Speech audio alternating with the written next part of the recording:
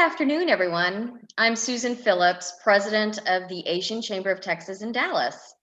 Welcome to our annual Women's Business Conference.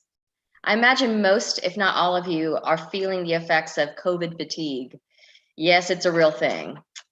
And, the current climate of political unrest and, of course, COVID, it doesn't do anybody any good. And I'm exhausted, emotionally drained from the whole thing. And I know, just not being able to see everybody in person has its effects on people. So I'm feeling it. I know all of you are feeling it, but better safe than sorry. And we look forward to seeing you guys. And I guess that just makes this experience when we do get to see each other that much sweeter. So without further ado, I know, I'm just grateful that you guys are just showing up to be a part of this conference. I mean, this is yet another Zoom conference. I'm sure you've had your choice of many, and you've had many over the course of the past months. But so we are just grateful that you're able to join us. And on that note, today and our conference is meant to inspire and re-energize our minds and souls. And I don't think, the program that we have today will not disappoint. Today is day one of our two-day conference, and today's program will start with our keynote address from the fabulous and incredible Dr. Stephanie Adams, Dean of the Erik Jonsson School of Engineering here at UT Dallas. And it will be followed by the awards presentation. And then, of course, we will end and conclude our event with a wonderful panel discussion titled Bright Futures, Exceptional Leaders in the Nonprofit Sector. So before I go, I want to recognize our event sponsors and partners today. A big thank you to the Dallas ISD Minority Women's Business Enterprise. They are a beacon of hope in the minority business equity space. So a big kudos to you guys and thank you. And to the Communities Foundation of Texas, thank you guys for sponsoring the Bright Futures panel discussion today and for your collaboration on that event itself. And of course, our events partners, National ACE and Mead Center. We are so grateful to each of you for your unrelenting support, especially during this time. Thank you all. On that note, I'd like to invite our 2020 chairwoman, Ms. Neha Kunte, to say a few words to kick off the event. Neha? Thank you, Susan. Good afternoon, everyone. Good afternoon, my friends, and a warm welcome to you all on behalf of Asian Chamber of Texas. I want to take a moment to thank each one of you for your time to attend this event, as this year has been a roller coaster ride.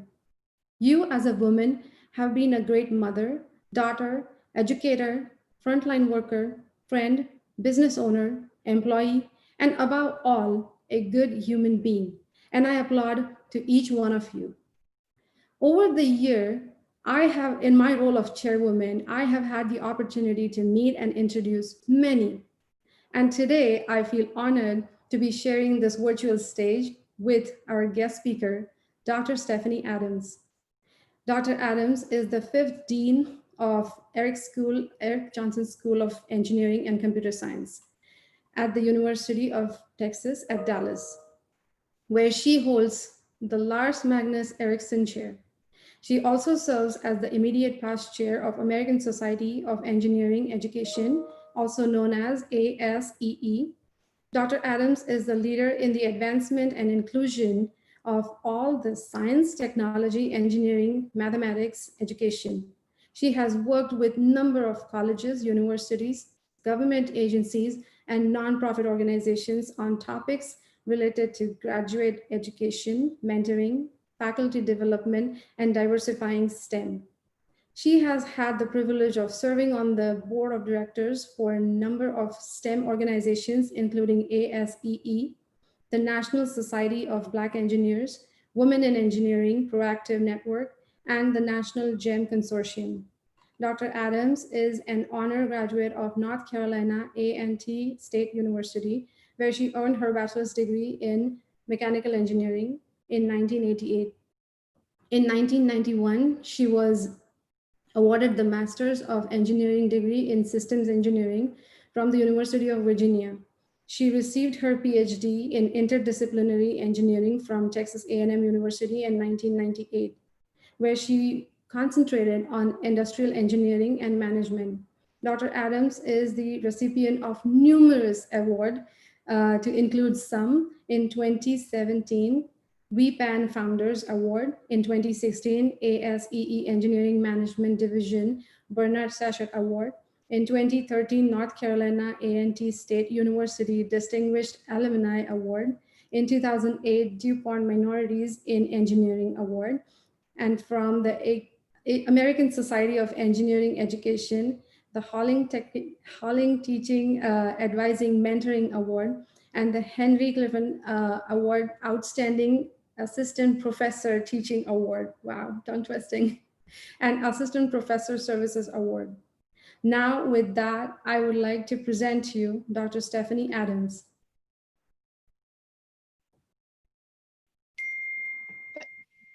Thank you, Neha, for that introduction, and thanks to Susan and the team for the invitation. I'm so delighted to be here with you all today, just to share some thoughts. And so, they don't give professors a lot of time these days. We're paid to talk a lot. So let me get right to my presentation, so that we can share some thoughts around women and women in STEM. And they've also asked me to share a little bit about my journey along the way. And so I'm going to commingle those things together. Let's see. Can you all see my screen? Susan? Yes, we can see it. Yes, Okay, we can great. see it. It looks great.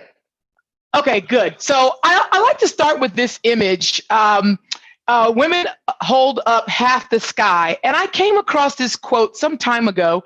It was a quote attributed to Mao Zedong, the former chairman of the Communist Party from China, from 1949 to 1976.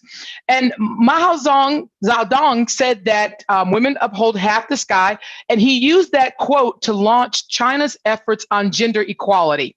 And so I thought it was very apropos for where we are today in the United States, and in talks that I have been giving about gender and gender equity.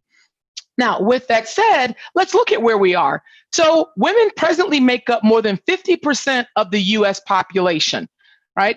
And women have earned more than half of the degrees at all levels. So at the associate's level since 1978, half the degrees. Bachelor's level, 1982, master's level, 1987, doctoral level, 2006. Now that's all disciplines, all fields, but women represent more than 50% of the degrees received. However, if we look at engineering and science, which I will refer to as S&E for my talk, this is not the case. So according to the 2019 National Science Foundation report, Women, Minorities, and Persons with Disabilities, women and underrepresented minorities are underrepresented in both S&E education and employment, given our representation in the population. So this chart's a little busy, but just very quickly, the first bar are high school graduates, and it looks pretty even, right? The next bar would be first time in college, and so the green are white men, the sort of royal blue are white women, the light sort of tannish color are Asian men, the blue, navy blue is Asian women, powder blue is URM women, and gray would be URM men. So you can see high school graduates and first time in college freshmen, things look about our representation, closer to our representation in the population. Now, the little orange bar, that would be temporary residents, which we would consider foreign nationals, both the orange and the red. So as we get to bachelor's degrees in engineering, we see a huge jump. As we get to master's degrees, and PhDs, we see another jump. So what you see is that more foreign nationals are getting master's degrees than anybody else. Let's look at what's happened to our underrepresented populations, and that includes women. And we see also in the orange. So the representation has definitely shifted. And although underrepresentation and overrepresentation of racial and ethnic groups may vary by field, we have reached parity in some areas, right? So in S&E, about half of the degrees in S&E at the bachelor's level went to women. About 44% went to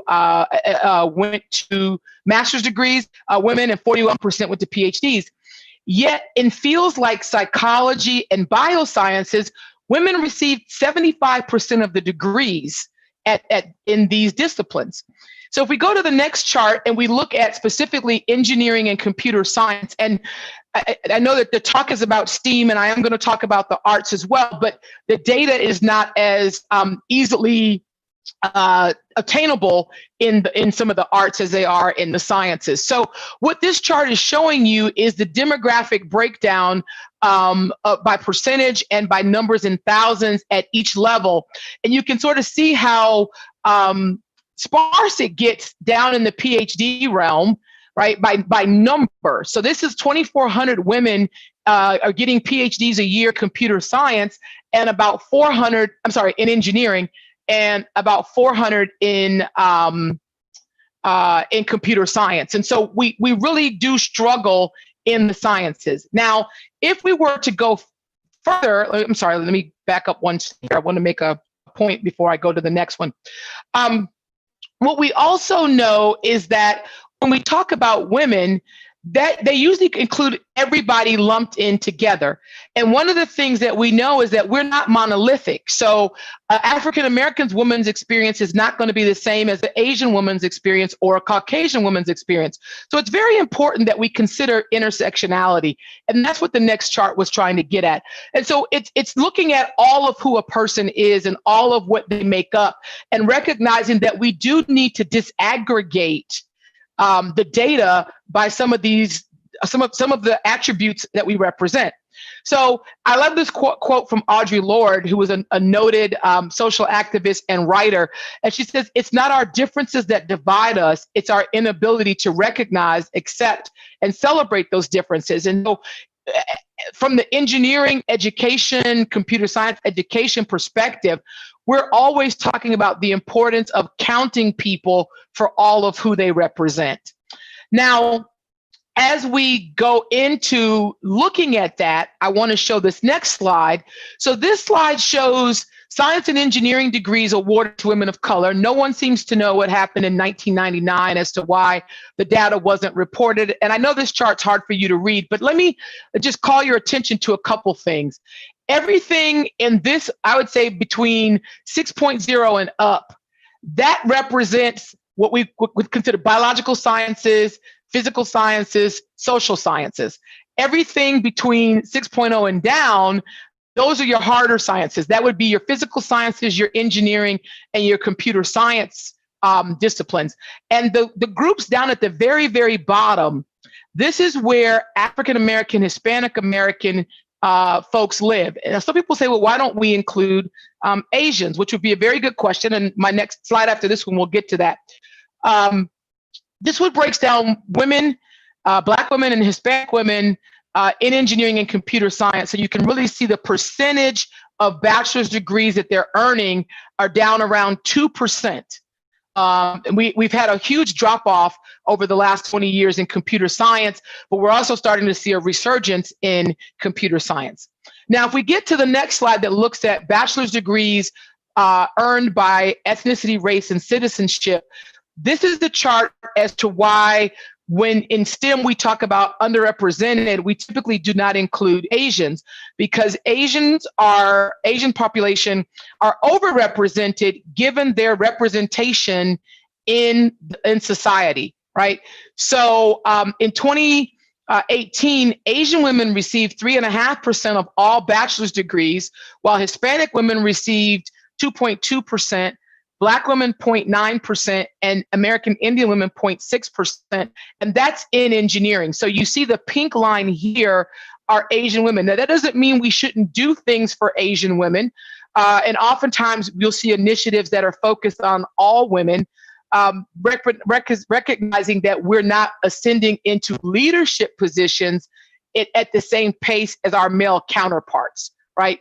And Again, what we know is that in the arts, and some people have whether M is medicine or management, it depends on which school you have. So at UT Dallas, we don't have a medical school. So the M in STEAM for us would be management. We tend to find more women represented in the arts and management than we find in the first part of STEAM, which is the science, technology, engineering, and mathematics. So you may be saying, well, what does all this mean? And so this is a picture taken, many of you have seen this, from NASA when they were trying to solve the problem that Apollo was having. And they came up, the famous term, Houston, we have a problem, was coined. And you look around this picture and you see a lack of representation of diversity. Now, Bill Wolf, who was the president of the National Academy of Engineering, was fond of saying, every time an engineering problem is approached with a pale male design team, it may be difficult to find the best solution, understand the design options, or know how to evaluate constraints. As a consequence of a lack of diversity, we pay an opportunity cost in designs not thought of, in solutions not produced. It's not an equity issue, it's a workforce issue. And so I'm working with a colleague at Stanford who does research in which she calls gendered innovations. And she's really helped me broaden my thinking about this. And so one of the examples that we often have is when engineers and scientists design seatbelts. The seatbelt was designed around the male form. And so you expect, the average man is, let's say, 6'2". So you design a seatbelt for an average man whose height is 6'2", whose weight might be 200 pounds. And then you say, oh, but we may have some women drivers. Well, let's just assume that women are 50% of the male form. So now you go back and you cut down, the 6'2" to maybe a 5-foot woman. You cut the 200 pounds down to 110 woman. And you say, great, the seatbelt will work for women. But what about pregnant women? What about larger size women? So by not having women or others who bring a different perspective to the team, we miss out on design solutions that could have potentially made the seatbelt a lot safer. And if you've ever been in a seatbelt and been pregnant, or a woman who may have breasts, the restrictive nature of the seatbelt is very, very limited. So that is why we talk about the importance of diversity. Now, I want to move one more data chart, and then we'll move away from data. When we look at STEM employment by occupation, you can see where non-STEM occupations, women outrepresent men, but in the STEM disciplines, that's not the case. And so that's why we have such conversations about advocating for the inclusion of women, et cetera. So what are some of the challenges that women face in engineering and computer science? And I would argue in some ways at the graduate level and some of the arts and management, but for us, particularly, exposure in the K through 12 is virtually non-existent. So this chart shows you the intent of students to major in engineering, math, statistics, and computer science between 2008 and 2017. And you can see very few women express a desire to study that, because there's no intro to engineering class in the K through 12 space. Dropout rates are much higher than in other areas. Educational approaches have not always been receptive to women. Women and minorities don't see this as a pathway to multiple career choices. Both of these have image problems. There's some myths about you must be exceptional at both math and science, and that girls don't perform as well. These are all things that have plagued engineering and computer science. Now, when you look at the public image of engineering, and so periodically I'll go out and I'll Google engineer, I'll Google scientist, I'll Google engineering. And again, you look at these pictures and you try to explain to a 13-year-old girl why she wants to be an engineer, and she goes and Googles engineering and this is what she sees.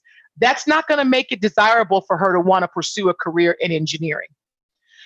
A newer image, these are some very successful women from various walks of life that we don't talk about a whole lot. You don't see them on billboards. You don't Google and they come up. And some of these have been, I love Mariana Loya. She was the former Miss Washington from the state of Washington, but she's also a materials engineer for Medtronic. And we just don't talk a lot about them. Now, we did get a big shot in the arm in 2017 when Hidden Figures came out, and we started to see that women did play a role in NASA and in the space race, the race to space and so forth, but that didn't happen prior to that. So, okay. So then some of the issues that impact women, we talk about the pipeline problem, and we've, in our discipline, we tried to say, let's get away from the pipeline, because the pipeline is such a negative connotation. Again, women and pipelines don't necessarily go together. So we start trying to refer to them as bumps in a road. And so some of the bumps in the road are poor academic preparation, uninformed choices. One of the things that we know from studying why women go into STEM fields, disciplines, is that they often know someone who has been a scientist, technologist, engineering, or mathematician. But for kids of color, you may not know anyone, so you don't make an informed choice. Self-efficacy. Women college students show lower self-efficacy than their male counterparts. It's interesting, as adults, there's a study that's been done that shows that a woman could have 9 out of 10 attributes that a job ad says they're looking for, and they won't apply. But a man could have 4 or 5, and he absolutely would apply. So that poor self-efficacy. Molly Corbett Broad, who was the former chancellor of UNC Chapel Hill and former president of the American Council of Education, said the following about women. She said, by nature, women tend to second guess their talents and their experience. It is vitally important for women to examine themselves ruthlessly and then to forge ahead with courage and optimism. We also talk a lot about the chilly climate. There was this notion of weeding people out. When I went to college, it was look to your left, look to your right. 2 of y'all won't be here, in 4 years. And so we've seen a big shift in that. And then there's the feeling of isolation, the lack of peers and role models. And oftentimes isolation gets internalized to equate with you don't belong. Now, there's some other things that have impacted women of color. I won't go in a lot of detail with that, but we talk about cultural taxation. We call it the catch-22 bind. Women of color are often seen as affirmative action hires. Their teaching is oftentimes, their teaching and their authority are oftentimes challenged. They're often left out of informal networks. And so some of those things have also impacted women of color. So I was asked to talk a little bit about my own journey. And so what's my story? So that's young Stephanie, sophomore year in high school. I had taken all the advanced, by the time I graduated, I had taken all the advanced high school math and science courses that my school offered. And I went to a very good high school in Indiana. We had advanced math, we had calculus, advanced physics, advanced chemistry, advanced biology, and a computer science course. So I was very well prepared from the course material perspective, but I don't test well. And so I had a very low SAT score. I was not admitted to Purdue, which was my first choice. If you're going to study engineering in Indiana, you go to Purdue. Both my parents were science teachers, so you would expect me to do very well on an SAT because I had parents who were educators, and so I read a lot as a kid, but I just don't test well. Actually, I was a 2-time college dropout, so I dropped out of undergrad 2 weeks into my sophomore year. I was at University of Wisconsin-Madison, which was 45,000 students, so 300 kids in freshman chemistry, calculus, 250 kids in freshman engineering, and about 170 kids in 250 kids in freshman English, about 150 kids in freshman engineering. And then I actually also stopped out this first semester of my master's degree program. So, it wasn't a foregone conclusion that I was going to be the dean at the University of Texas at Dallas in 2020 when I was back in 1984 or 1989 when I dropped out of graduate school. And then my GRE scores were also low, and thus I was not admitted to Northwestern. But the thing about it is there's 4,000 universities in the country. There's 350 that have engineering schools.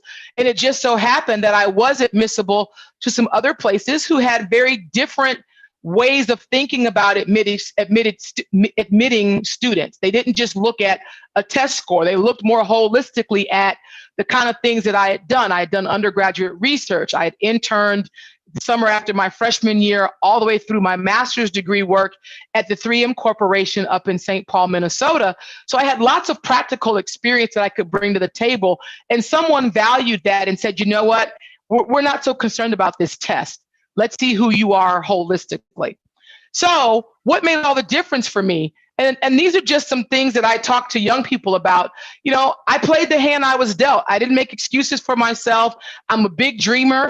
I don't lack self-confidence. I set goals. I took opportunities that came my way. I was mentored. I was focused. I was not afraid. A lot of people, when talk to kids, talk about being afraid of failure. And I'm going to be introducing Mark Cuban this afternoon. And one of his quotes is about failure. He says, if you don't fail, you can't be successful. And I worked hard, but along the way, I had a lot of fun. So solutions to some of the problems that I have identified, we talk a lot about changing the conversation. A lot of young girls and particularly kids of color don't understand what an engineer is. There's been a lot of studies where they ask young kids to draw an engineer and they give them some paper and pens and they draw a train conductor. Because that's what society had said for a long time was an engineer was a train conductor. They don't see the contributions that engineers make. And when I talk to young kids, I tell them engineering exists in everything that you do. So we need to change the message. We need to start talking about the impact that engineers make.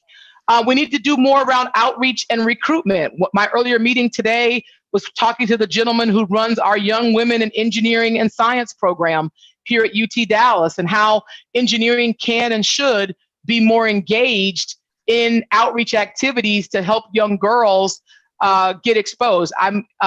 Starting in January, I'm going to be joining the board of directors for an organization called Black Girls Code, which was developed by Kim Bryant in response to her 11-year-old daughter who went to a computer camp at Stanford and was the only girl and the only girl of color.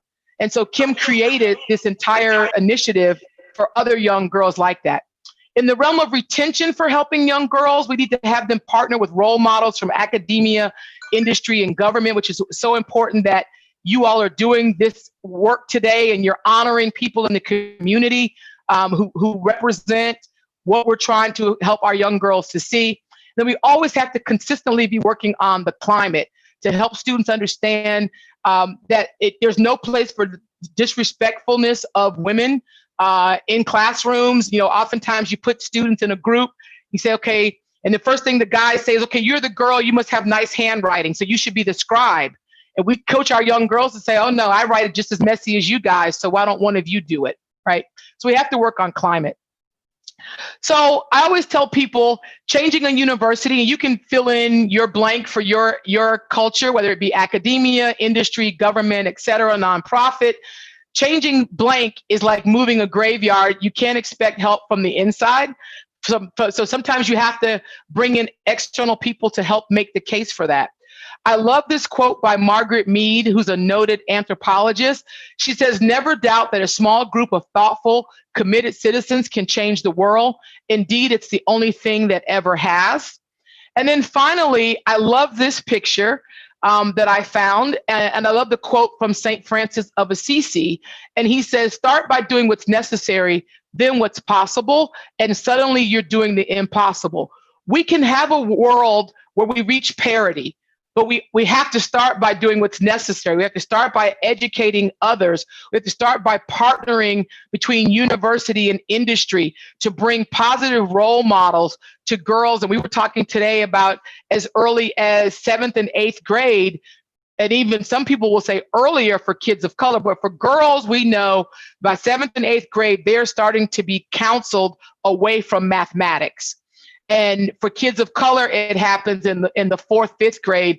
They're counseled away from math, the math pathway. And the math pathway is algebra, trig, pre-calc, calculus in high school. So if you don't get on the algebra track, you're not going to become a scientist. You're not going to become an engineer. And so we have to make sure that we are taking corrective action for there. So in closing, what I'd like to just say is, again, I want to commend this group for the efforts that they place in and around the Dallas community. I've only been here a little over a year. I am very interested in partnership. to learn more and how we can really move the needle in a substantial way for women in the Dallas area, in North Texas, and in Texas holistically, so that we can get to 50% parity at all levels, not only in biological sciences, but in art, in engineering, in computer science, in biology, et cetera. So thank you for having me today. I know I kind of went a little fast, but I hope you got the gist of what I wanted to convey, and I look forward to the dialogue.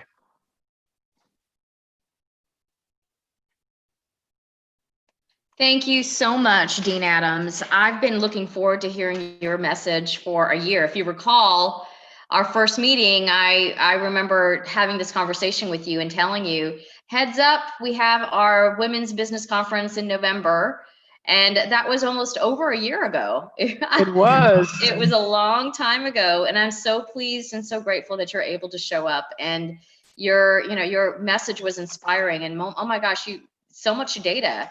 It was very insightful. I didn't realize all that information was available, number one, but what was the word you used? Disaggregate with that? Disaggregate the data. Disaggregating the data, how important that is, because we are not monolithic.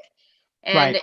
Every single group of women here, regardless, and we invite women from, it's not just from the Asian, Asian areas that we are focusing on. Our attention is everywhere.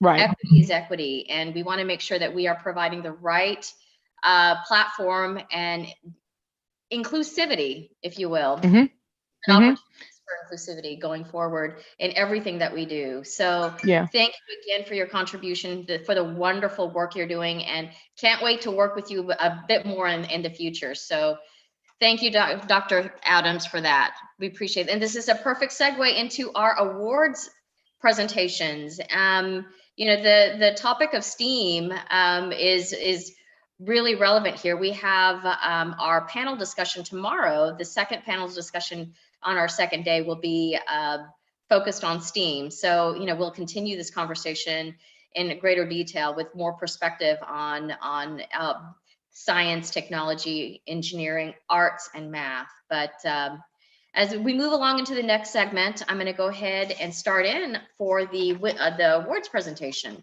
So every year we identify a woman whose body of accomplishments and work inspires and impacts our communities. And the contribution of these women are far-reaching, and we honor them by recognizing them by awarding them with the Women of the Year. This year, we're doing things slightly different. This year, we just didn't want to give one award to one person. We decided we are going to recognize in a bigger way. And I'm sorry, I just need to sit still. It looks like my image is like blurred and kind of weird, but that's technology for you. I apologize. But today we're gonna be celebrating 3 different women in 3 different areas of focus. The year we decided, this year, one of the awards, the first award that we're going to be giving is in the area of STEAM. And of course, Dr. Adams just talked about the importance of STEM education and how as time progresses, women and girls do not aspire into those academic areas. And this next awardee focuses on STEM education. On that note, I want to present this special award for leadership in STEAM to Dr. Koshi Dingre. Koshi has dedicated her life's work into connecting formal and informal educational opportunities.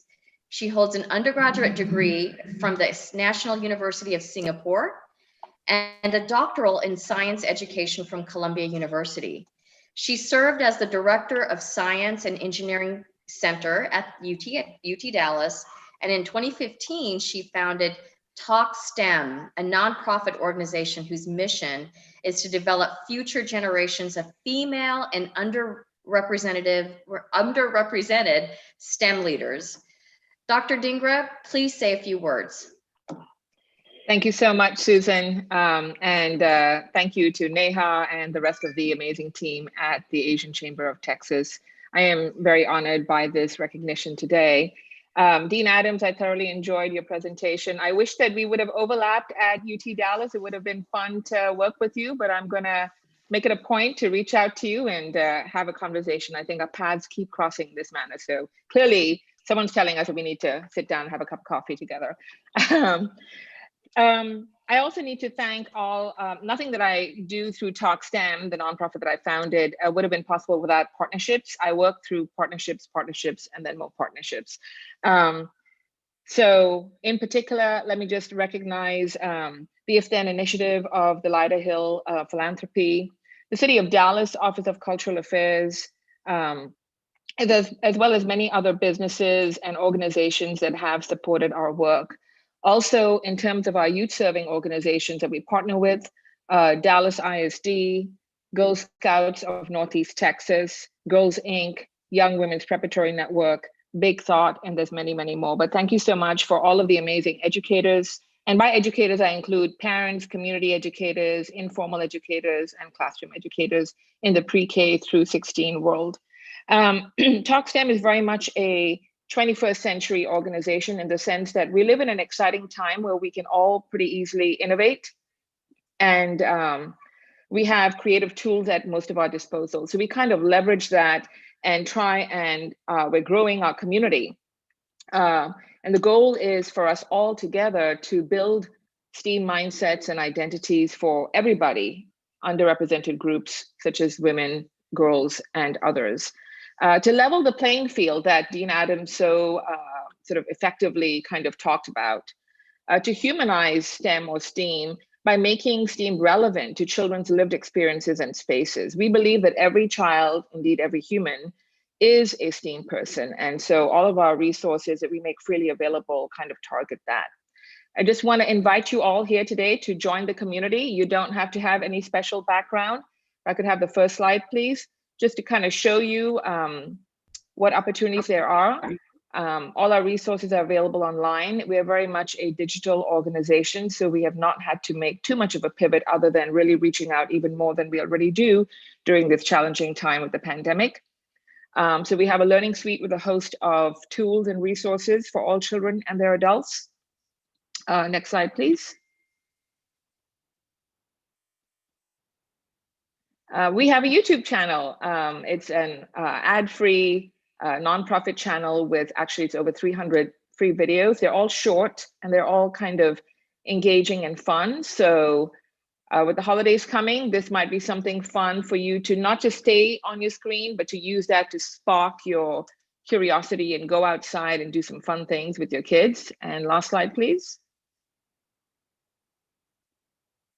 I invite you all to, in your families, as with the holidays coming up, go on some guided walks that you can take in your own pace. There's 8 different spaces in Dallas. These walks are also now available on a freely downloadable app. So I hope you will join our community on Talk STEM, and we can together partner and work together with your families, with your organizations, with your communities to make STEAM relevant, accessible, and exciting for every single child.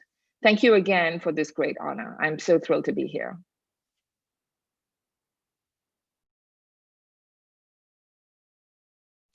Sorry about that, I was on mute. I want to just show you the award since you weren't able to pick it up. I will be sending all of the awards out today or tomorrow, so you should have them in your hand to be able to show off to your friends and colleagues. So congratulations again, Koshi. This is amazing work. And for all of you guys, just a heads up, Koshi will be moderating our STEAM panel tomorrow. So stay tuned, and I hope that you guys all return back to hear her speak and her engagement with the rest of the panelists. So moving on to the next award, this is in the Excellence in Nonprofit Leadership. And I'm so happy to present this award to Anna Asava. Her work in the fight against hunger and food insecurity, it's been her life's work for many, many years now. And Anna believes that the big ideas and actionable insights have the ability to change thinking and inspire action. She and her husband Raj co-founded the Indian American Council for Food Banks in USA, a 100% volunteer group that formed to raise awareness, improve engagement, and channel resources and contributions from the Indian American community. Her work has resulted in in 2 years' time, I must say, has resulted in over 7 million meals raised for food banks all throughout the US. So not just here in North Texas, even though we're blessed with having her here. And she's also a past member of the chamber. So we're so proud to award you, Anna. And you know, it's just amazing how you have mobilized our community into taking action. And I commend you for the work that you do. Thank you. And if you could say a few words, and I'm going to show you your lovely award right here. Thank you. Lovely. Please say a few words. Thank you so much. Thank you, Susan, Divya, Neha, and others at the Asian Chamber of Texas for this amazing honor. I proudly accept this award on behalf of HungerMitao, a volunteer movement that has engaged and activated the Indian American community, enabling now 8 million meals for the area served by North Texas Food Bank alone. Wow. So yes, we've been working. That's amazing. So HungerMitao means wipe out hunger. And it is the mission of this 100% volunteer-driven movement. It's not an organization, it's just a movement. It's been our intention to do just that, wipe out hunger. It's gained tremendous momentum in engaging the Indian community with their local food banks. Over the course of 3 years now, HungerMitao has helped the Feeding America network enable more than 30 million meals through volunteering and donations of food and funds by just the Indian diaspora. Friends, you all know these numbers. Due to the coronavirus pandemic, 54 million people may face hunger in the US during 2020 and 2021.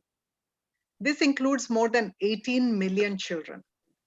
Hunger knows no boundaries. It touches every neighborhood in our community, in our country. But here's good news. As is evident by the success of HungerMitao, this movement can be taken to any group of people who call themselves a community. I invite leaders in today's audience to become catalysts and launch their own flavor of HungerMitao. We at HungerMitao have everything templatized and will help you through the process. For any more information you would need, please visit hungermitao.org. I believe Divya will put that in the chat box. And with that, I would love to thank you again. This is an amazing validation and honor. I really appreciate this. It's our pleasure, and it's so deserved. And you know, these are your accomplishments, and every single one of these awardees. You know, there's not enough time in the day to sing your praises and what you do and how you impact the work you do. So millions of people. So thank you so much for what you do, Anna. Thank you. So next and last award is for excellence in civic leadership.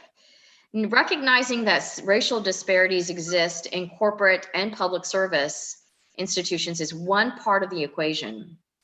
The other part is developing people to take on these leadership roles. And that is a challenge in and of itself. But our next awardee does just that. Rika Nikazawa is an entrepreneur, investor, and senior leader in the realm of business transformation. Rika founded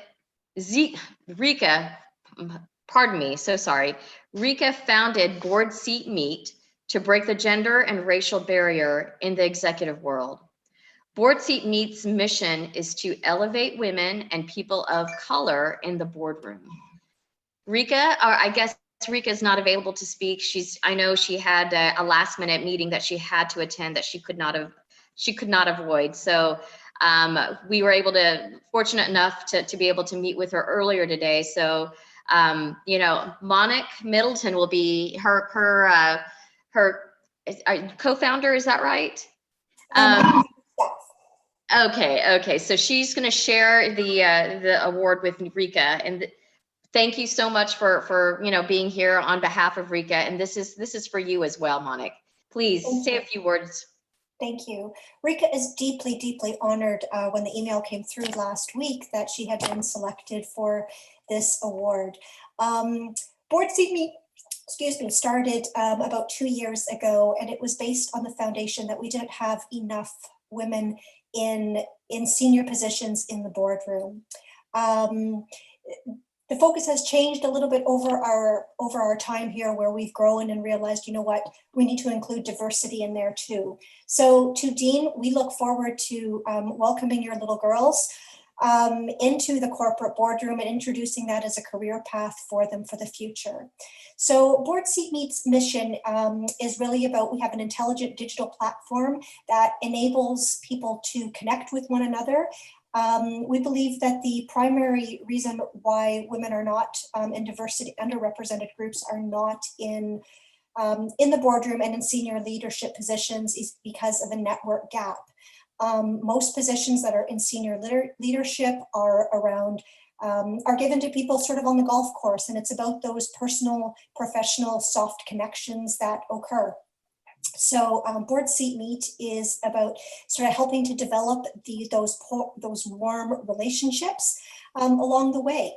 We're also focused on improving board readiness and leadership skills along the way as well. So we'd like to invite everyone to, whether you're an up and becoming candidate to become a board or an existing board member, we are in open beta right now. So please come to boardseatmeet.com. Feel free to sign up as either a candidate or a board member. Give us your feedback about what you think of our platform. Great. Thank you so much, Monik. This is exciting. And you know what? It's the first time I think I've ever seen a technology platform used in this particular space. And I think it's phenomenal. It's groundbreaking. And I can't wait to find out more about it, because I will be reaching out to you guys after all of this is over. And just to our audience, we will be having our civic leadership panel discussion tomorrow. So on day 2, so stay tuned for that. Monik, thank you again. And please send our regards to Rika, and we'll be sending that out, the award physically out in the next day or 2 to you. Take care. And on that note, we conclude our awards presentation, and I'm going to go ahead and send it back to Neha to do the next part. Thank you, Susan. Congratulations to all these phenomenal ladies on their well-deserved recognition. Extremely happy and honored that we were able to recognize you all. We would like to start with our very first panel discussion, Bright Futures, Exceptional Leaders in the Nonprofit Sector. I have the privilege to introduce Sejal Desai, moderator for this panel discussion. Sejal, pardon me, I had to shrink your bio. It felt like I'm reading your resume. Amazing, incredible. Well, Sejal leads CFT for Businesses, an initiative of the Communities Foundation of Texas. In her role, she has worked with over 300 companies across North Texas to engage them with the community through strategic philanthropy, consulting, and community engagement. Sejal is also a founder of Seva Yatra, a social venture that offers short-term service project opportunities at NGOs in India. Sejal previously worked as a principal at MHT Partners, a boutique investment bank based in Dallas, and she worked on cross-border mergers, acquisitions, primarily with US and Indian companies. She was also a co-founder and principal of StarTech Early Venture, a seed stage venture firm that invests in early stage technology ventures in Texas. She also led various entrepreneurial education and training efforts as CEO at StarTech Foundation, a sister organization of StarTech Early Ventures. With that, I welcome Sejal Desai.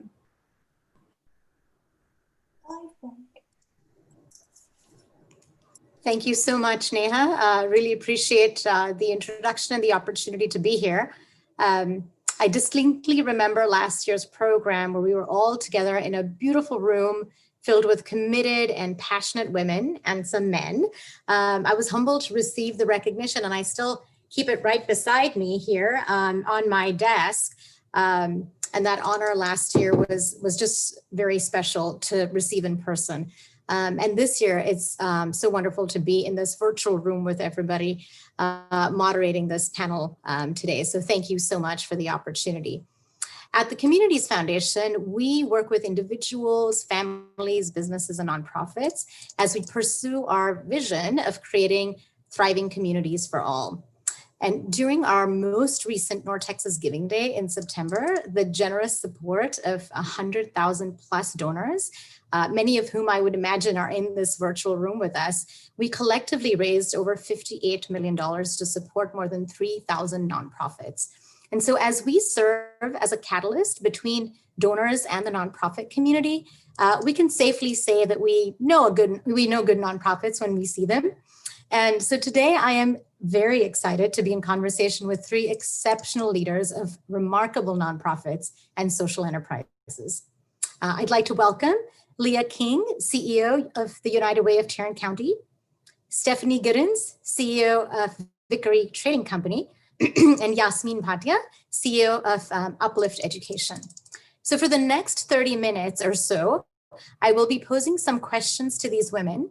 And after that, we plan to take some audience questions. So please feel free to send yours in through the Q&A feature on this Zoom call. So Stephanie, let me go ahead and start with you. At Vickery Trading Company, which is a quality artisan crafted children's clothing and accessories organization, you founded, I believe, in 2014. You are equipping refugee women for long-term success. But your path, as we were speaking on our prep call, your path to this work has had some interesting backstories and twists and turns. And so I was wondering if you wouldn't mind taking us through kind of a 3-minute or 3 to 5 minute version of your life story. Over to you, Stephanie.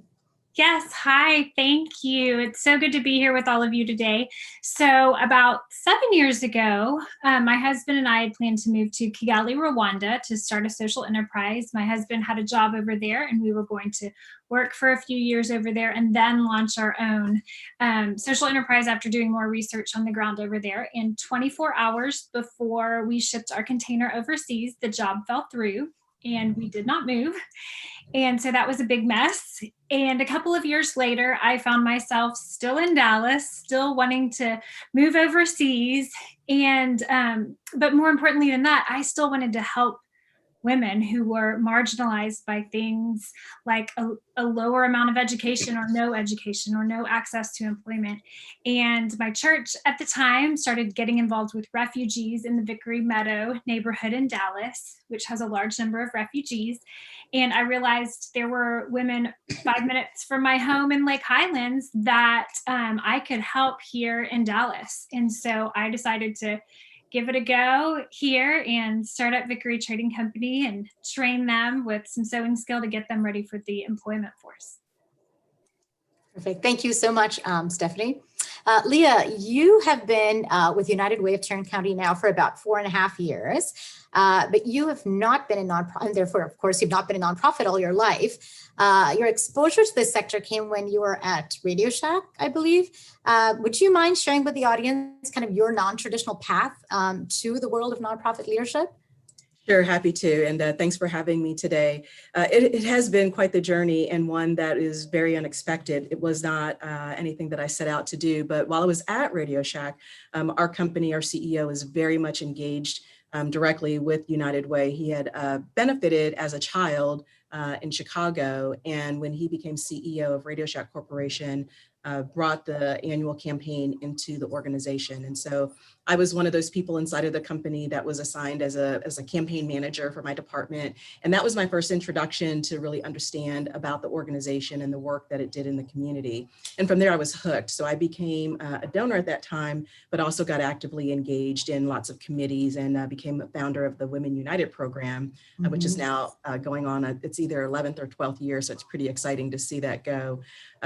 But throughout the rest of my career, which was all corporate up until when I came here, each company also was involved with United Way. So I've had the chance to be a direct volunteer or directly engaged in this specific United Way for the better part of 20 years. So it's really interesting that so many of the people that I got to work with as a volunteer were still here when I came in as staff. So it just goes to show that, sometimes you're led to certain places. You don't understand why. I literally started a new job 4 months before coming here. And that's a very scary place to leave something that you're enjoying to take something unknown, but it was absolutely the right move. I'm glad that that I listened, and I know for sure that I was led here, and it's been a great ride for the last 4.5 years. That's awesome. Yeah. And I know the nonprofit sector is better because of that transition you've made. So thank you. Yasmin, I guess 12 years now at Uplift. You've also had similarly kind of a transition from the corporate sector into nonprofit. So if you wouldn't mind sharing your journey and how that came about, that'd be great. Wonderful. Good afternoon. Thank you again for having me. I'm glad to be with all of you this afternoon. So yes, I definitely took a non-traditional path to leading Uplift education.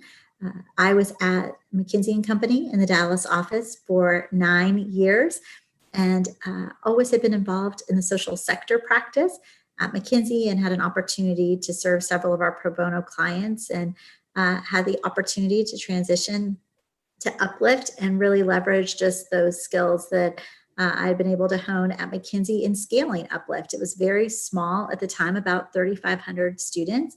Today we serve over 20,000, and it was an opportunity to take those skills around scaling organizations, talent, putting systems in place, and support nonprofits. So I'd encourage others who have that itch to make a difference in their community. There's a lot that folks from the corporate sector can bring to the table and be able to combine skills and passion. So it's been a privilege to get to lead the organization during this time. Great. Thank you so much, Yasmin. So you just talked about scalability and sort of bringing that skill from McKinsey. Do you want to maybe, are there other skills you can kind of pick out that helped you in your leadership role here that you brought from the corporate sector, but also what did you find that you needed to adopt as a skill set kind of now get the nonprofit world, right? And I'm sure there were some interesting learnings there. So if you wouldn't mind kind of diving into that, that would be great. Sure. I'll start with what I had no experience in because that's been the most interesting learning. I had never fundraised before. I'd never asked people for money. And so it's very different selling a McKinsey project or pitching a McKinsey project versus actually asking donors to give of their treasure. And so that fundraising world was a new experience for me. Advocacy was a new experience for me. Actually, at Uplift, it's very important that we have favorable state and federal laws that provide not only funding, but also minimize the bureaucracy around charter schools. And so I had to, honestly, there's no course to take on getting to know how you get a bill passed. You kind of just have to go through it, and it's painful. And so I would say that was another learning opportunity. And then just also doing on-camera interviews with the media. At McKinsey, they don't want you to be in the media, and we hope our clients aren't in the media. And so that was also just a different skill set for me to learn. But I will say that what I think really did help me and translate over were a couple of things. One is just the belief in talent. Oftentimes in the corporate sector, you really have the ability to attract great people, and the power of strong talent and strong teams absolutely makes a difference in the nonprofit sector. So that was really important. And then I would say the problem solving skills, my ability to look at data, help lead teams to solve honestly more complex problems at Uplift than I ever faced at McKinsey because of all the social issues at play. Those were things that I was able to draw on. That's great. Thank you, Yasmin. Leah, do you want to share a little bit about kind of on the same vein of skill sets? What you brought? And I too will start with what I needed. What I needed was to have heart and empathy and caring, right? When you're in a business environment, especially in a highly competitive world. Like you think about at the time that I was there, it was Radio Shack, Best Buy, Circuit City, Walmart, highly, highly competitive, uber fast moving day to day. And so you don't necessarily feel, right? You act. And so, transitioning into the nonprofit, superficially, I understood and wanted to help people, which is why I volunteered. But really, when you have the opportunity to dig into the data and understand who's suffering, how they're suffering, why they're continuing to suffer generation after generation, that's the piece that gets your heart and your brain aligned 100%. From a skill set that I brought into the organization is very similar to Yasmin, where I definitely knew how to organize, put together a plan. And my experience while I was at these companies was mostly on the communication side. So financial communication, public affairs work, marketing and advertising. So I can tell our story. I can get our team comfortable with telling our story. We know what we need to do from a resource perspective. And so those are things that have helped me as I became the leader of this organization. But so many of the folks that were already here helped me grow myself and better understanding who we're serving. And now all that we do, we only do because we have our customers within Tarrant County that need and rely on our support. Perfect. Thank you. Stephanie, would you like to add to that as well? Can you repeat the original question just to make sure I'm answering? Yeah. We were talking about skill sets, what you might have brought from your previous work into now running a social enterprise and what you probably learned along the way. I'm going to go with Yasmin's first answer. There was a lot I didn't know. I started a sewing company not knowing how to sew. So I had to take sewing lessons. That is brave. It was, or crazy. I had no experience in the fashion industry or retail. And so, yeah, go figure that's the path I went down. I did a lot of Google research and networking and finding every possible networking opportunity and expert in the industry I could find, because at the time we were not under COVID restrictions, so you could go sit down and have coffee with people. I do have, my background was in nonprofit though, and so I worked for the Head Start program actually when I first graduated from college in developing health education programs for them. And so I was able to bring a lot of that skill and just the ability to navigate the system and just advocate for care for the women. And so a lot of just building programs in that way with underserved populations, I am able to transfer over and use every day in my job now, degree trading. So I have this seemingly scattered resume, but it actually all comes together with what I do. It's interesting how that does, right? There are themes in our life that kind of are there no matter what we're doing. So appreciate you pointing that out. So, we've all been experiencing an unprecedented 9 months with the pandemic and its ongoing effects on all people. And while we may all be in it together, our experiences are not alike. Depending on who you are, where you live, and what your background is, you are navigating these challenges quite differently. And, one of the things we've observed at the Communities Foundation, as we've supported various COVID relief funds to help nonprofits and small businesses and out-of-work hospitality workers, et cetera, but continuing and deepening our work during these times required some strategic shifts and adjustments. And so I wanted to kind of ask each one of you, how did your own work in the community change during these COVID times, and how has being a woman leader, prepared you for this time as well? So Yasmin, I'll start with you only because, I know the education sector has been deeply, deeply impacted, and I'm sure every day is a new challenge for you. So would you mind kind of, walk us through that, the last 9 months and what you feel has really prepared you to handle this? Well, I don't know if anything can prepare you to handle it, but I will say our mindset has been to humbly move forward, to keep our priority around running safe schools that allow children to academically thrive, and to regularly reflect, refine, and continue to move forward. And that has worked well for us. Of course, as you shared, schools look so different for everyone right now. And all I could ask everyone is please say thank you to a teacher that you know in your life, because they are doing amazing work right now. And I'm so grateful for our teachers and our school leaders at Uplift. I mean, just a few changes we've navigated. The first being, obviously, we have different models for learning. Some of our children are learning from home. Some of our children are learning at school. Some of our children are learning in what we call hybrid, half their week at school, half their week at home. We really had to spend the first month at school making sure our in-person safety protocols were solid. Now I have to pay attention to, did everyone in our community do a daily health screen, offering free COVID test dates, making sure people got their flu shot. I mean, there's just things that I didn't have to pay attention to before are as equally important, if not more important, than some of the academic metrics that we're pretty keen on. And so I would say, to your last part of your question about, as a woman, what skills have I been able to draw on? This might sound a little bit silly and stereotypical, but I actually just had a male colleague compliment me on it yesterday. He said, Yasmin, I just want to thank you for being bubbly.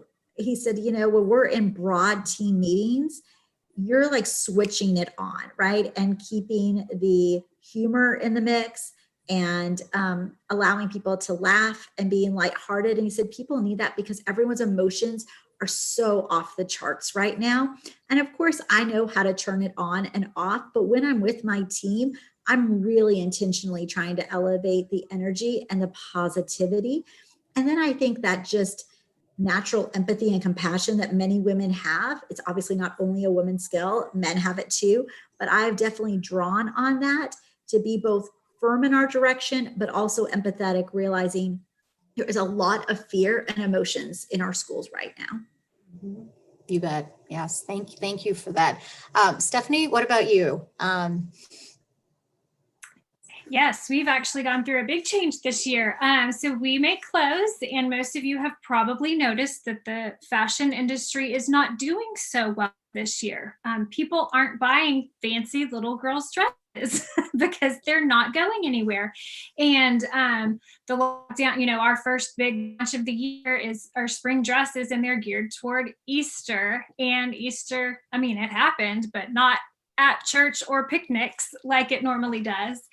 And so that kicked off our year, and then we canceled our summer line and have cut the numbers for production for the rest of the year. But what we do have is sewing machines, and literally the Thursday night of spring break, as we knew we were about to head into lockdown in, I forget if it was Texas or Dallas County, for sure Dallas County.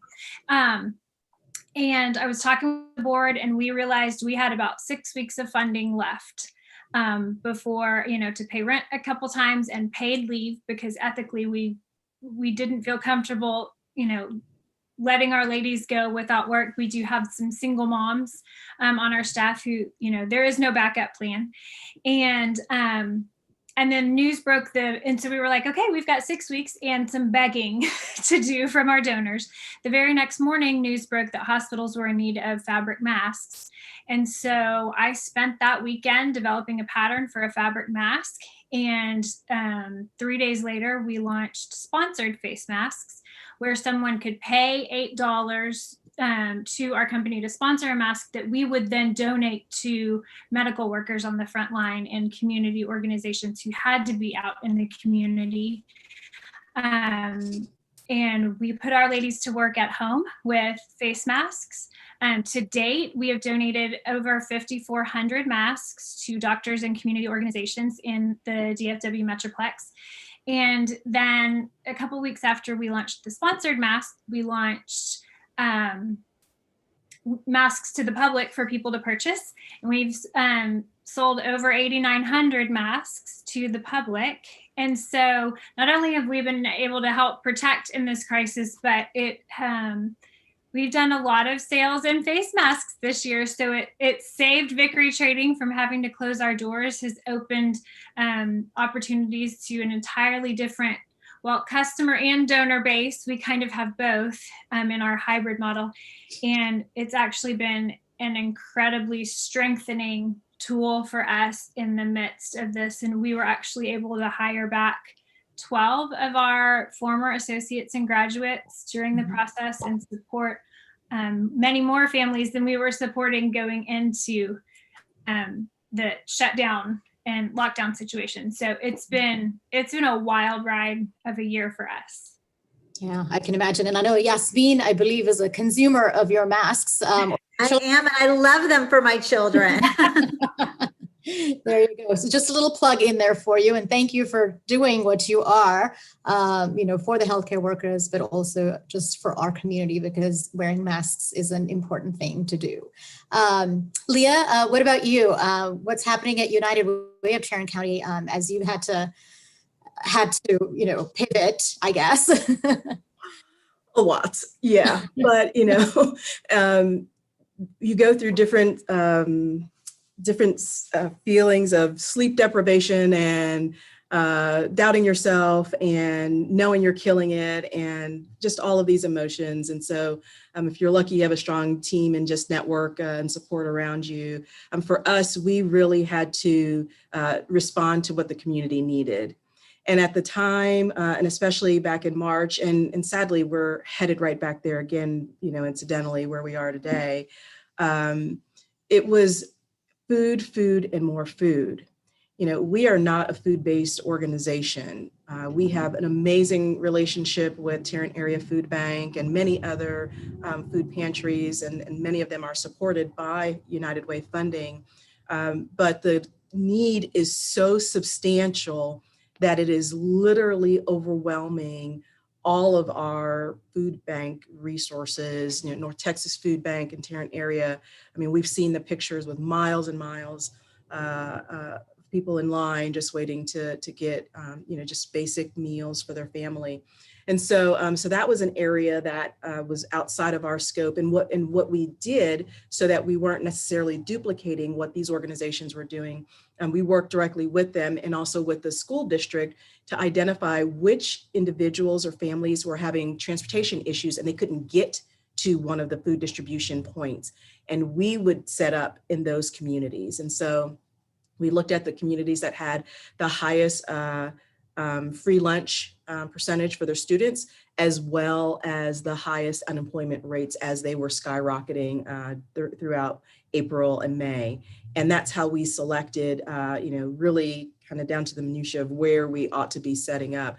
But also beyond that, we did some more traditional United Way things, but with non-traditional partners. So working very closely with Tarrant County, we are one of the main distribution points for PPE for nonprofits and churches within Tarrant County.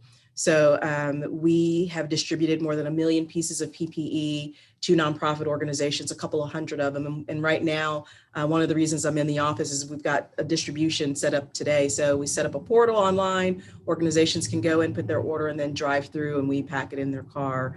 We also are working with the city of Fort Worth on helping distribute small business funds through the CARES Act. So we're responsible for receiving the applications as well as distributing the funds once the city has made sure that all of their documentation is in line. And so by the time it's all said and done, that will be $45 million distributed to literally thousands of small businesses.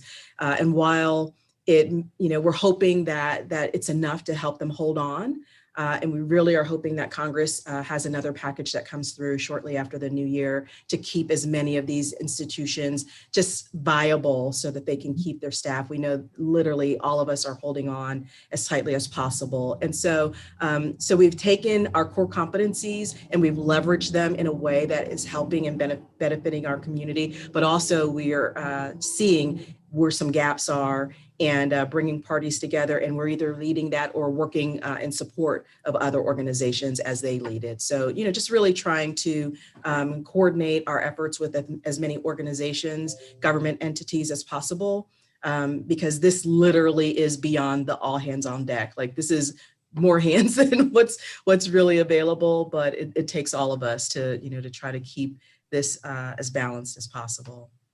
You bet. What we thought was going to be a short period of time became long, and now it's longer, right? Yes.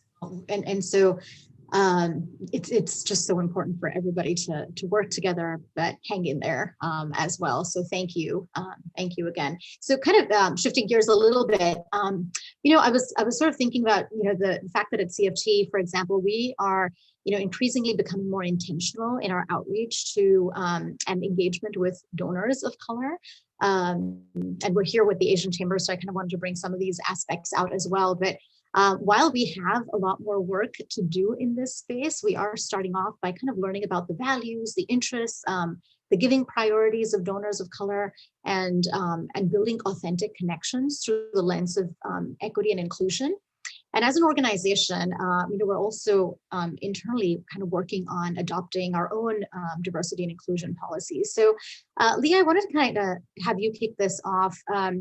What do you think we all need to keep in mind, whether we're in business or in nonprofit, about working with and engaging diverse groups of people, right? Whether they're, on your team, they're part of your donor base, they're in the community. How is all of this showing up in your work, and what are you keeping an eye out on? I'm really, really passionate and pretty outspoken and vocal about this. And a lot of this starts with, who are you hiring? It's very interesting. I was on a panel for our local AFP chapter, and I kept hearing, and I was not, by the end of the panel, I was not hiding my displeasure with some of the comments that we can't find them, we don't know where they are, and this and that and the other. And we have to stop that, right? Mm-hmm. If you want to understand what's important to any donor, you have to be able to connect with them in a way that's authentic, in a way that understands what fulfills them and what moves them. And that means your staff needs to look like your community. Mm-hmm. And so we start inside. And if you look at our team, we have a very diverse group of people. And I don't mean just in race and ethnicity, in age, in education, in geography. I mean, we're from all over the place. And so for us, it really starts with looking at who we are. And back to the point, the earlier point about disaggregating your data, you need to do that internally and understand who's getting the opportunities inside of your organization for professional development, for leadership opportunities and the like. There's tremendous resources out there, and donors of color are under asked. And it's because, if you are not a person of color as a professional, you may not even know how to engage those communities. And so it's just essential to not say that's a goal. You have to be very intentional about it. And to me, a lot of that starts with who is working at the organization and what are you doing to understand what are the priorities for those communities. And once you understand and have those things in place, then you can really be effective and impactful.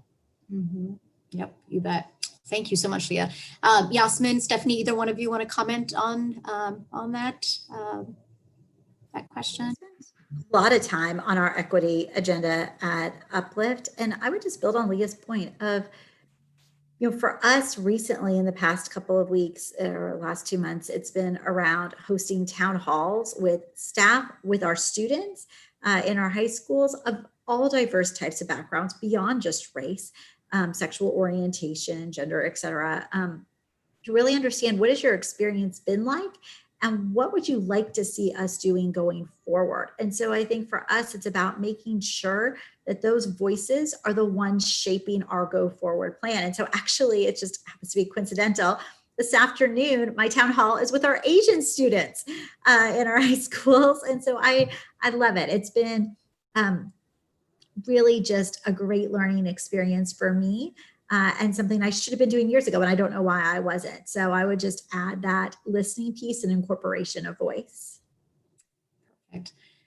So yeah, Yasmin, it's interesting you mentioned the Asian students, and so my next question actually, comes from another personal experience that I have. So as some of you might know, I've been involved with an Asian women's giving circle called Orchid Giving Circle, where for the past 5 years we've been supporting nonprofits focused on the needs of the Asian community here in North Texas, and we've raised over $800,000 and elevated the visibility of kind of nonprofits doing work in this space. At the same time, we're also trying to encourage philanthropy among Asian women and Asians in general. But as an Asian woman, Yasmin, as a leader and a philanthropist yourself, do you have any specific observations or encouragement for Asian women, young or seasoned, about the importance of engaging and taking on leadership roles in nonprofit and philanthropy? I think you are so right on this point. We have a school at Uplift that has a very large Asian population, and we have seen that even parent giving is not at the same level as we have with some of our other demographic groups. And so, one, I applaud the efforts of Orchid to just raise awareness and find targeted opportunities. But I would just encourage everyone to know, we do need everyone to be involved in both giving of their time and their treasure. And I believe there is a spot for everyone based on aligning their personal passions with where there is a need in the community. And so I would just encourage an open invitation to find that place you're passionate about and combine both giving of your time and your treasures. It will make all of us better for it. And if I could piggyback on that, I work with refugees, so we have, and a lot of people probably have a certain picture of a refugee in their mind. It probably includes people from Syria, which we don't see too many of those because our borders shut down right about the time that they were needing to get out and get over here. We were not open to them. So we actually don't see too many of them. But to your point of Asian women especially being involved in philanthropy, I know for our organization especially, most of the women in our program are from Central Asia or the Middle East, Southeast Asia. They all, no matter where they are from, have an immigrant story. And so often in the Asian community here in the United States, there is an immigration story that is much closer generationally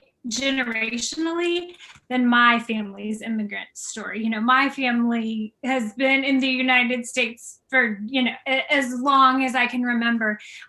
In fact, we just brought an Indian woman she's a first generation immigrant onto our board.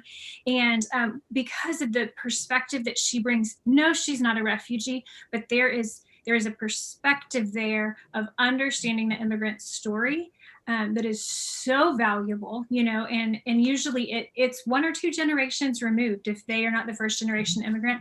And you would not believe the connection that we even have an intern right now. She's second generation. Her father and mother immigrated from Vietnam. And the connection that they are able to have with our women in the office outdoes anything that I can do as, yes, I'm the white girl on the call, I know, but as the white American in the room, I don't have that shared experience, and I haven't learned it from my parents or grandparents or great grandparents either. And so the value that that women in the Asian community, and men too, specifically, I work with women, so it's actually very hard culturally for men to be engaged in our organization in a lot of ways. But it's so neat to see that connection. So I think there's much more value that you bring to the table than you even realize. Yeah. No, and you're so right about that. I've been an active volunteer at Hard House, which is right there in the Vickery Meadow area, and so many of the children of these refugees as well. Whenever you walk in, just seeing somebody that, looks like them or comes from that general area. And we had painted this big map on their wall. It's a colorful map that was done as part of a volunteer project, but to show where my origins were, that were so close to the country they came here from, right? Just built that bond. So I hear exactly what you're saying, Stephanie. Thank you. Thanks for sharing that. So we're here at a chamber event, and I know there are a lot of businesses probably in the audience as well. And, a lot of my work, again, involves identifying ways for businesses of all sizes to kind of engage in the community. And in fact, we just launched, and here's the shameless plug, but a new Be in Good Company program to inspire companies to make a commitment to North Texas and engage with our nonprofit sector. So I have to ask this question, which is, for all the business represented in this audience, what are some of your most pressing needs that businesses can support or that businesses can engage with, or how can companies engage with you to help you? And so, Stephanie, you're a social enterprise yourself, doing some very entrepreneurial things, but how can a business engage with you? And I know you mentioned masks and purchasing of masks or sponsoring of masks, but what else would you say you would need the businesses might be able to help you with? Yes. I think we've said this, all three of us have said this throughout the navigating COVID, even though we have done well with masks, even if there's corporate gifting or corporate matching of your employees' gifts, we receive gifts that way. And that is, even if it's $100 match, those kinds of things, but using that as an opportunity, or we have several organizations that we work with that offer, what is it called? It's the volunteer paid time off. VTO. Yes, the VTO. And so being open to that as a corporate culture, but specifically for us in that we are a social enterprise. And I think I would go for almost every single nonprofit I talk to and social enterprise, even if they are for-profit, but especially in the nonprofit sector, marketing, advertising, especially right now, we are tiny, tiny fish in a big pond, and all shopping is happening online right now. I'm competing against the Gap's marketing budget. And which that, no, it's not fair and life's not fair, but that's who I'm competing against right now, is all of the big players with multi-million-dollar marketing budgets. So if you have people, and I think I would speak for, any of the nonprofits on here, if you have people that have, a talent with Google AdWords, or how to do SEO, all of the optimization stuff that helps get our message out, helping craft our message, those kinds of things. So that's in the marketing space, incredibly helpful. I know that also often, and I don't know if this comes from a corporate perspective or just someone knowing people, space is often very difficult and very cost prohibitive for nonprofits. For us, I'll just give a shameless plug. We are out of space right now. We need a little more space, probably a lot more space. And because we're growing, and it is so expensive to be able to do that. And nonprofits, are often, I talk to so many who they're crammed into this dingy little place, but yet I drive around and I see hundreds of thousands of empty square feet, especially right now. So yeah, if there's a conversation to be had with someone for help leveraging that or access to someone, or if your company wants to sponsor, a lease, that's one of our largest line items in our budget each year. So those would be two specific ways that, people can have on their radars as a corporation to step in and allow a nonprofit to do the work that they're doing. Those are two big ways to do that. Mm-hmm. Perfect. Leah, what about you? I would agree with everything that Stephanie said. Those are very tangible ways that many businesses, regardless of the size, can help with. But I would also ask them to remember that we can add a tremendous amount of value to their organization. We, and many of us have business experience, and we understand the need to not just add value, but to help the organization meet its goals.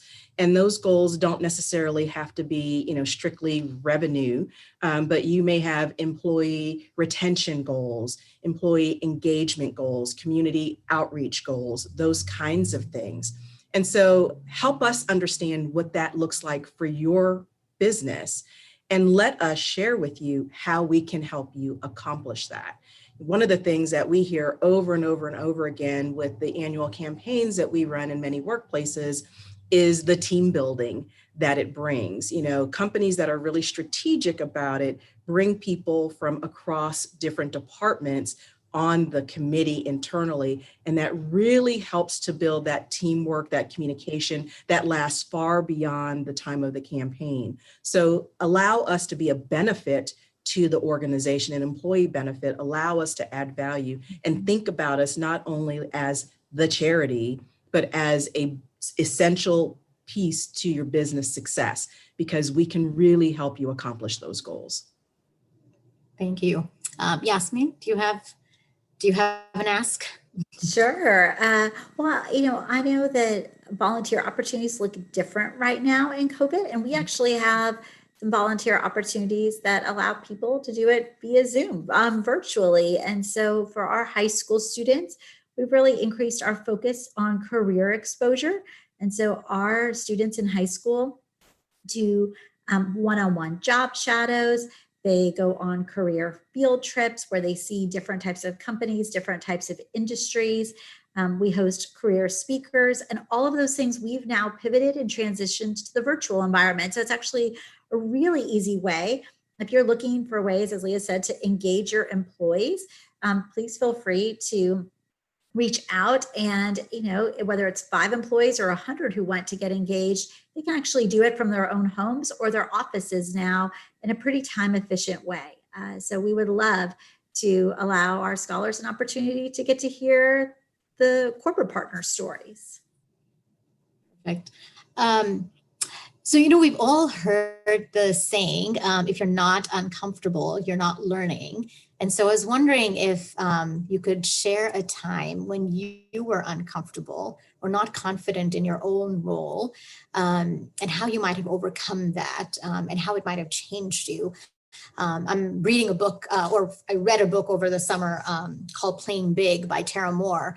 And there's a lot about kind of walking into that fear or stepping into and playing big, right? And so I was just curious. I'm sure each one of you has had your experience around that, and would love to hear you share. So whichever one of you wants to go first. Yeah, I'll say like yesterday, and then the day before that, and then the day before that. In this type of environment, it is it's the norm now. So it isn't quite as frightening, but this is truly something that, while we are accustomed to knowing that there are natural disasters that happen and things within the communities that we serve that are emergencies, at no time could you ever imagine that the entire economy of the free world would just kind of come to a halt. And so understanding how to both support the emotional well-being of your entire team, your own family, the community as a whole, that is beyond anything that I ever could have prepared myself for. I became CEO just a year ago. Yay, lucky me, right? Pandemic, racial unjust and unrest, and all kinds of things happening all at one time. And so it does test you, and it tests you in a way to say you're either going to step it up and lean into it and make it happen, or you're not. And if you are not there presenting yourself to your team in an authentic way, that doesn't mean you're always happy. When the murder of George Floyd happened, I got to tell you, we struggled as a team. I struggled as a person.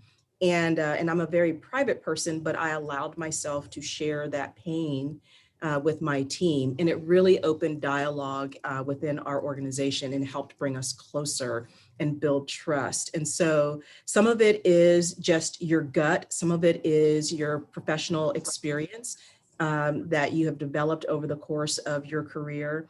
And some of it is just, you know, suck it up. It has to be done. Just get out there and do it. Mm-hmm. I would add an and to that. All those important things too is, you know, seek out external advice and,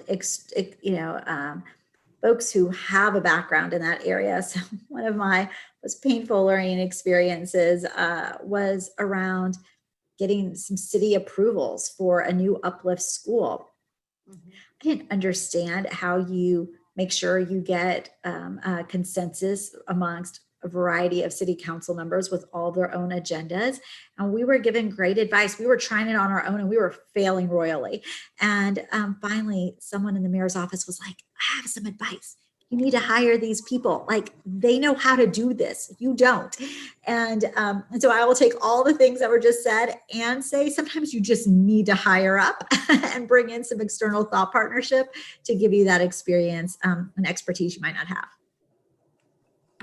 I will second and third everything that they have said. Most of what I do on a daily basis, especially right now. I mean, nobody knew how to lead a company through Zoom before. I don't even know if Zoom knew how to do that.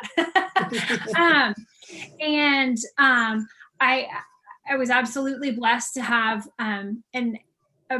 an HR professional, or she works in a benefits organization, and an attorney on my board this year to help us navigate,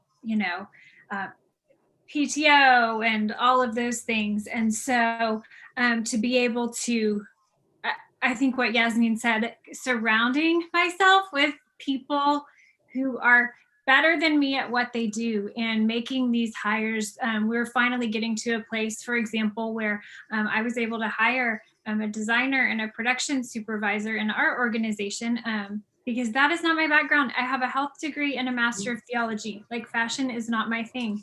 And I was doing it all, which is really comical. And to be able to hire up and just realize that, okay, this is not about me. This is not the Stephanie show. This is not about my pride or me failing. This is about providing as much opportunity as possible for refugee women. And the way that I do that is by pursuing excellent people that can help accomplish that goal. And so that's a very general answer because I feel like every day I'm in over my head and I just continue to surround myself with people who can help. Yeah, well, perfect. This is wonderful. I'm learning so much from each one of you, so thank you. This is food for my soul, and it's giving me a lot of pointers as well. So I appreciate it.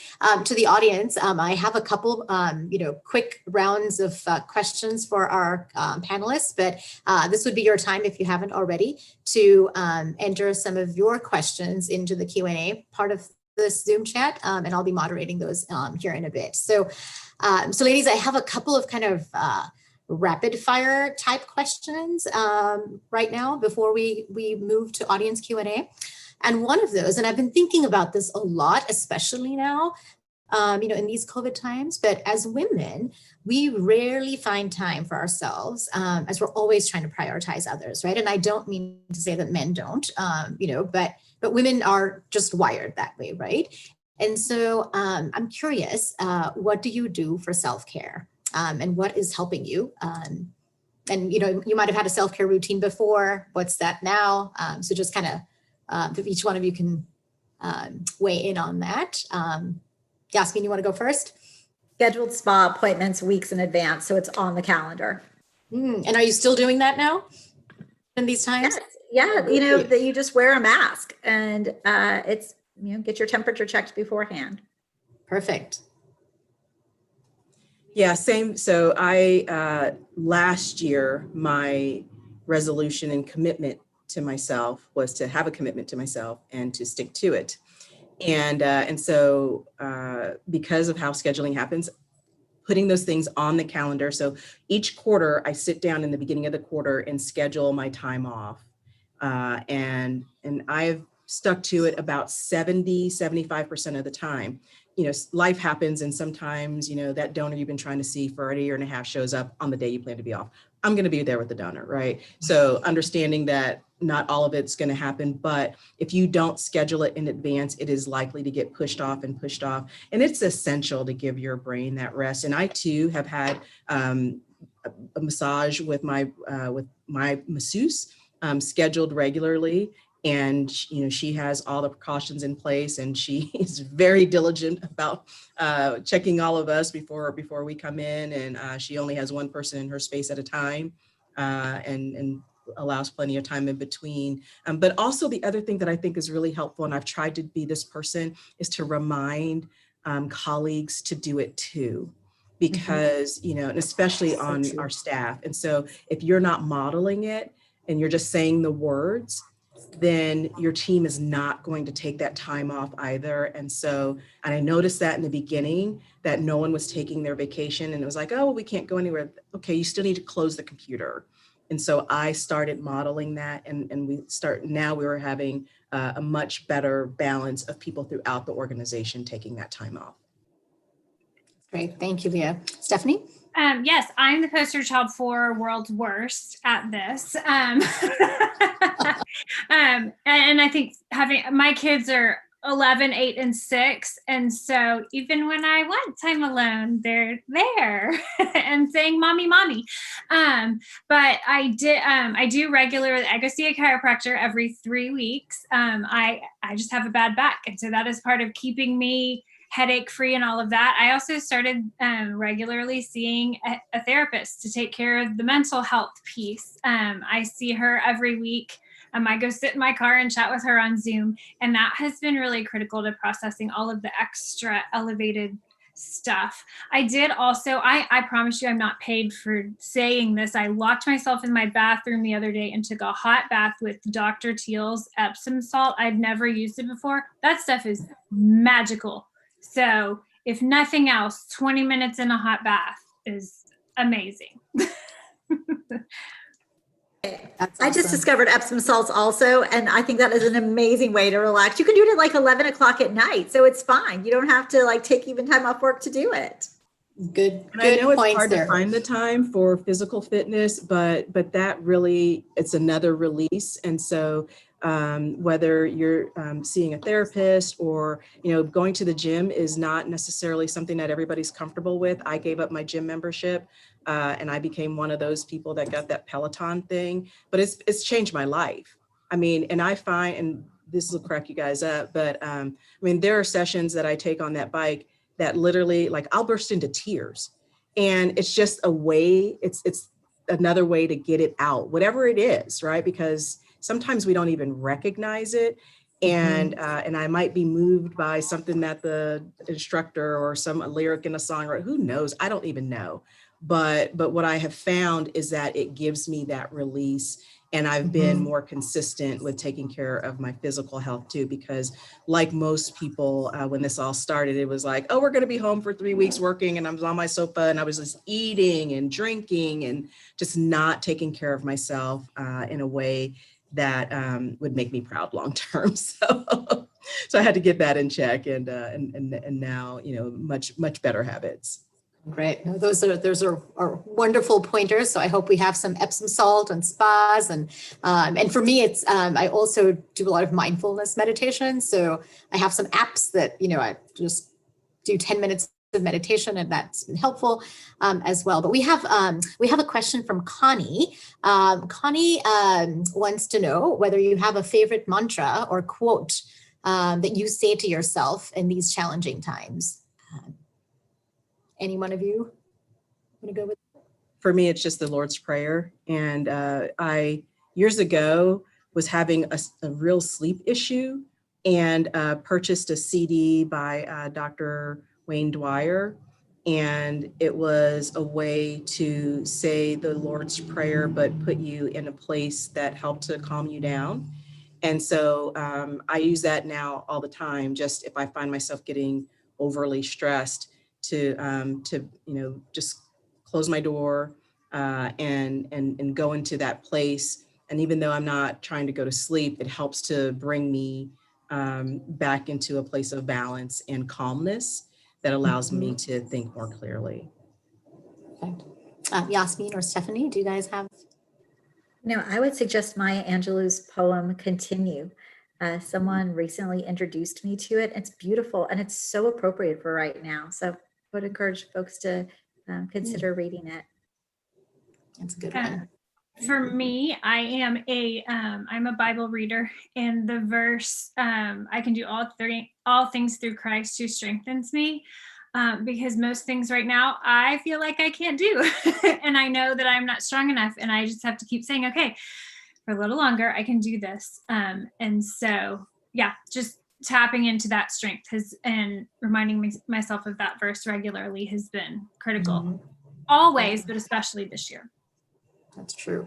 And it's interesting to hear what's helping people go get through this time. Something I keep telling myself is one day at a time, like just take it one day at a time, don't, kind of trying to be in the present and now. And I don't always succeed, but it helps sometimes get through tough times. Dinaz has a question, which is, how have you been networking with your professional circles to either seek assistance or brainstorm or pitch ideas, especially during these times that we're in? What are you guys doing to kind of stay connected? So we have an organization, it's called, in the Vickery Meadow neighborhood, VCAT, Vickery Community Action Team. And we've continued to stay connected. A lot of, the services that are going on in the neighborhood. We have our quarterly meeting virtual now, but we're also able to stay connected just through email and coordinate housing crisis relief and things like that. So in some ways, obviously not to the extent that it was when we could be in person, but in some ways we've been able to,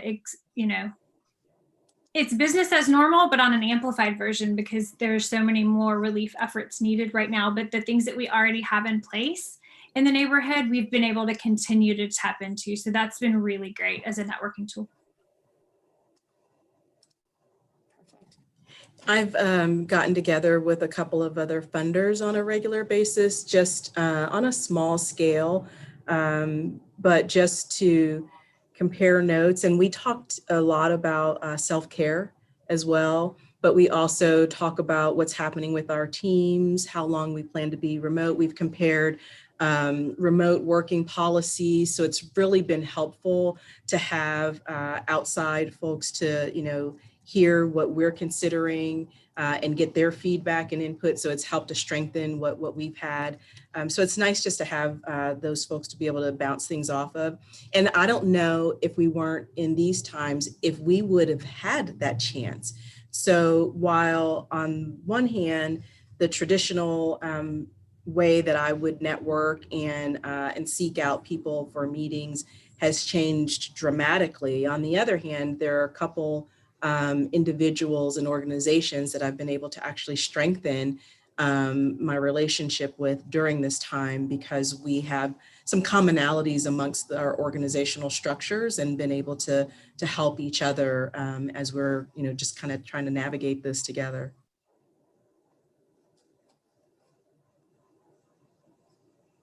Yasmin, anything else to add there, or? I think they covered it perfect. Perfect. So as we kind of almost wrap up, I guess, my last question to each one of you, do you feel like you are doing your higher purpose work? Many of us are probably at that stage, in life. Some people get here quicker than others, but where you start to think about, why you're here doing the work you're doing, or what work are you supposed to be doing? Do you feel like you're doing your higher purpose work, and or how would you encourage others to kind of get connected deeper to their higher purpose work? Well, I can lead off on that. I absolutely feel that right now. I might be ready for retirement after this from my higher purpose work. But absolutely, I definitely, this has been unbelievably challenging to navigate. But I do feel like I am serving a higher purpose by helping make sure that adults in our buildings are safe and that children are safe and they are continuing to learn and getting their education. And so for others, I would just say lean in, whether that's on a board role or you're pivoting your career, whatever it is, there really is an opportunity for all of us to serve a higher purpose in our community. At least I fundamentally believe that. So I can go next. I absolutely wholeheartedly believe that I am doing my higher purpose work. When we didn't move to Rwanda, I was kind of this default stay-at-home mom for about 2 or 3 years. And there's absolutely no judgment in that. That is great for a lot of people. And I think that that has been questioned a lot, or has come into question a lot this year too, because roles have switched. But for me, I thought I was going to pull my hair out every day. And I also, the whole time I was like, I love these kids, but I am meant to be a mom. And so, and when I started pushing into that, what I had this vision for that was absolutely crazy, to start this company that I had no knowledge of the industry, and started to push into that. Even my husband was like, hey, you're a better mom when you do this because you're being fulfilled. And so he was able to get behind me being, doing my higher purpose work. But there is something different about stepping into the office every day and literally watching lives change, watching women come in and say, I got to read to my kid and help them with their homework in English for the first time, instead of them translating for me on the phone with Medicaid or whatever it is. And to watch that, like, that's a powerful thing. And to know that you're changing lives and parents' lives so that their kids' lives are changing, and you're changing the trajectory of an entire family. That's just the coolest thing to watch. So yeah, I absolutely believe that I'm doing a higher purpose work. Perfect. And Leah, we'll check in with you on that one. And I see Susan popped up, so that might be my timer right there. So Leah, do you want to? No, take your time, Leah. Take your time. There's no rush. Perfect. Thanks, Susan. Yeah, I think you all heard me say before that I was led here, and I truly feel that. And being led here has helped me to really understand what the higher purpose should be for my life, and how I can be of service to this community, and in doing so, how fulfilling that is to me as an individual. And so I probably too am a better wife, a better mom, because I feel so fulfilled and so inspired by the work that I see happening, and the people who are benefiting, and the sincere gratitude. It's beyond anything that you could ever, you just can't anticipate what someone is going to feel at what might seemingly be, a small gesture of support, but for them, it's the world. It's one more burden off of their shoulders. And so it's just an incredible place to sit, where every day we see some tough things, but we also see some amazingly brilliant and light-filled things. And so it's an honor and a privilege to be able to do this every day. Well, with that, ladies, I have to say I have absolutely enjoyed being here, conversing with each one of you. While we're not in a living room or on a fireside chat together, this Zoom room was very very inspiring to me personally, and I certainly hope for the audience. And to the audience, I'd like to encourage you to check out Vickery Trading Company and the work the United Way of Tarrant County is doing, as well as Uplift. And if any one of them, you can partner with, or there's ways that you can connect with, I encourage you to do that. Also, we at the Communities Foundation of Texas are so delighted to partner with the Asian Chamber on this event. And if we can be of any assistance, during these times to you, let us know. But Susan, Neha, thank you so much for having us and for making room for this conversation today. Thank you all. And Sejal, thank you for moderating today. You did a fabulous job. If I could award every single one of you on the panel, well, Sejal, you've already won Woman of the Year, so you're out. But Leah, Stephanie, and Yasmin, you guys are amazing. And the work that you do is just phenomenal. And it's truly inspiring what you do. And thank you for being so transparent with us, just from a personal level, sharing your stories and struggles for that matter. It's not, even at the best of times, we struggle with our organizations and making sure that we are at our best.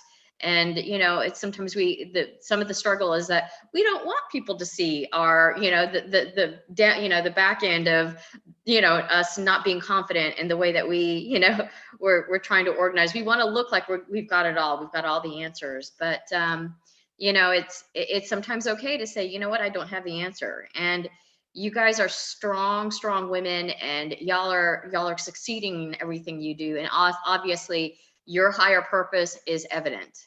And it's amazing, we talk about, God's presence in our lives, in our mission. And it's interesting how, when you're in the right place, doing the right work, things align, don't they? And and you feel that energy within you. And that's one thing that I feel too. And so thank you, ladies, for your contribution today. And I also want to say a big thank you and heads up to just a big thank you to our committee that helped put this together. I mean, Sejal, of course, you helped deliver and collaborate all these ladies to for this particular panel, but our the committee members within the board of directors at the Asian Chamber.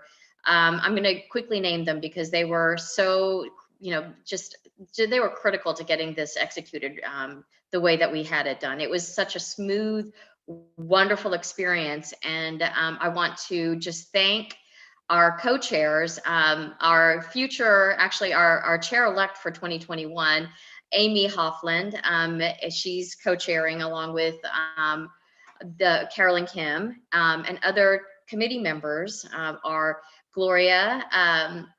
Gloria is wonderful. She was also, a chairwoman for the chair for last year's Women's Business Conference. So Gloria, thank you so much. And of course we have Shago.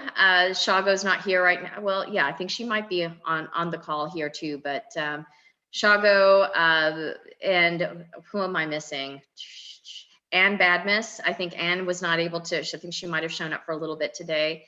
And you know what, I think I've got Neha, of course, so she's part of this organization. She's the head of our organization, and she's made such a huge difference in, championing this event. And, thank you for everything that you all do. Appreciate you. And on that note, just stay tuned for day 2 of our events, as we have some, exciting panel discussions. Once again, on first panel discussion will be specifically on civic leadership, and the second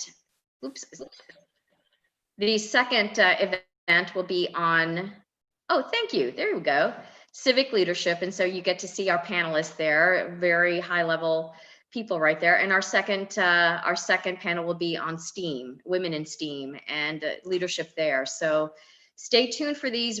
I hope you're able to join us again tomorrow. So stay tuned, and we look forward to seeing you all then. Take care, everybody. Thank you.